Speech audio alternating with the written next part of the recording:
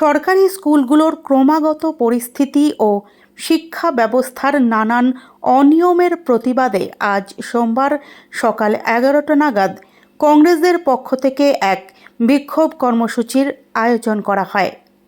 Rabindra Sarobar metro gate number 6 সংলগ্ন আদর্শ হিন্দি স্কুলের সামনে এই বিক্ষোভে অংশ নেন কংগ্রেস কর্মী ও সমর্থকরা। বিক্ষোভকারীদের অভিযোগ, রাজ্যের বহু সরকারি স্কুলে দীর্ঘদিন ধরেই তীব্র শিক্ষক সংকট চলছে। শিক্ষক নিয়োগ কার্যত বন্ধ থাকায় পড়াশোনার পরিবেশ মারাত্মকভাবে ক্ষতিগ্রস্ত হচ্ছে। এর পাশাপাশি কিছু স্কুলে অভিভাবকদের কাছ থেকে ডোনেশনের নামে অর্থ আদায় করে স্কুল চালানোর চেষ্টা করা হচ্ছে, যা সম্পূর্ণ বেআইনি ও অমানবিক বলে দাবি কংগ্রেসের।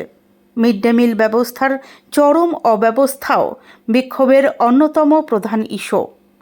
কংগ্রেস নেতৃত্বের মতে এই অব্যবস্থার ফলে শিশুদের পুষ্টি ও স্বাস্থ্যের সঙ্গে সরাসরি প্রতারণা করা হচ্ছে।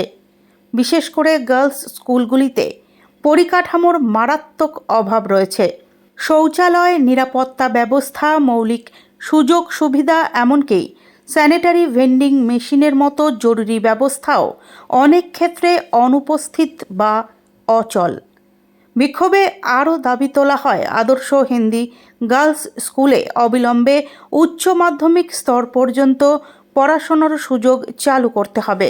পাশাপাশি সরকারি স্কুলগুলোকে ধীরে ধীরে বন্ধ করে দেওয়ার যে প্রবণতা দেখা যাচ্ছে, তা কার স্বার্থে হচ্ছে সে প্রশ্নও তোলা হয়। টালিগঞ্জ আদর্শ বিদ্যাপীঠ বন্ধ করে দেওয়ার সিদ্ধান্ত নিয়েও তীব্র আপত্তি জানানো হয়। এর পেছনে কার নির্দেশ ও উদ্দেশ্য রয়েছে তা স্পষ্ট করার দাবি ওঠে।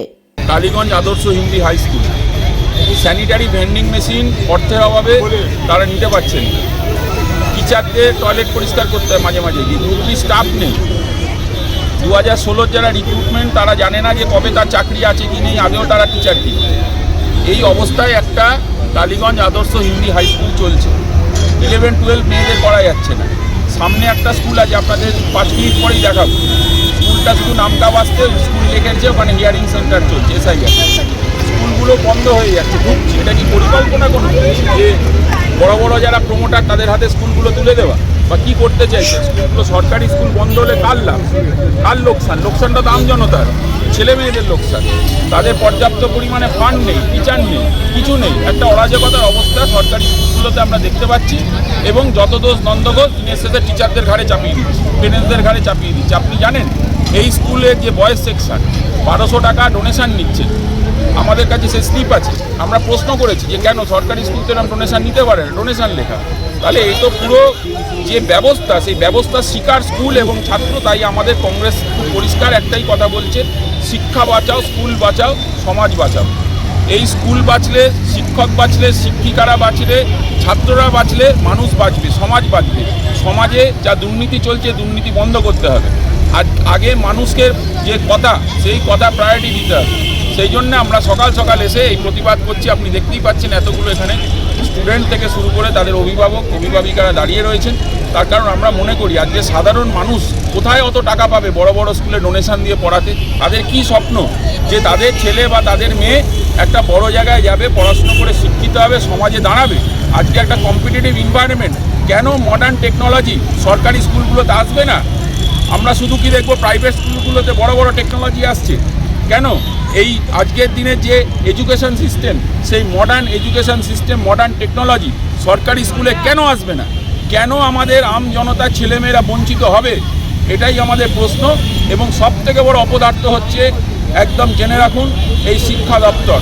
এই শিক্ষা দপ্তর শুধু নাটকের মঞ্চে নাটক করতে ব্যস্ত, এর বাইরে কোনো কাজ নেই। না রাজ্যের শাসক দল না কেন্দ্রের শাসক দল এরা কোনো কর্ণপাত করে। যে মেন ইস্যু, আজকে ইস্যু হচ্ছে এডুকেশন সিস্টেম। আজকে এডুকেশন সিস্টেমের ধরাশায়ী অবস্থা। এই ধরাশায়ী অবস্থার জন্য যারা দায়ী তাদেরকে আমরা ধিক্কার জানাই।